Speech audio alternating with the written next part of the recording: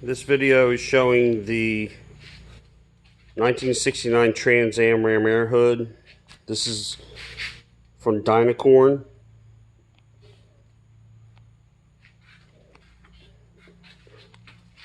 All in all, the hood seems pretty nice.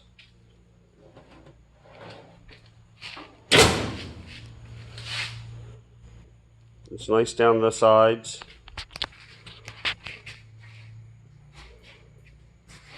I don't know whose fenders these are. I think these are really old Dynacorn fenders.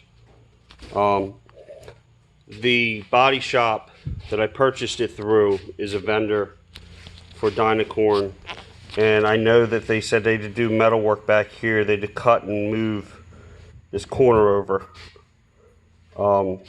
So I'm not sure if that's something with the hood or if that had something to do with the car here. I'm assuming the hood because the line is so nice that there was something wrong in the stamping, but you can't see it on the inside. So whatever they fixed, they only fixed on the skin of the hood on the outside.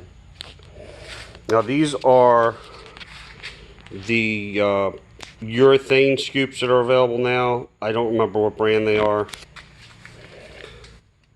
They fit okay. When you get these, they're basically taped shut almost. They come with a piece of paper that says, put them on the hood and set the car outside in the sun and they'll retake their form. These are going to have to probably be fitted a little better for my liking, but these may be fit on here as good as the originals. I don't know. They are very flimsy though, as you can see, because again, they're urethane.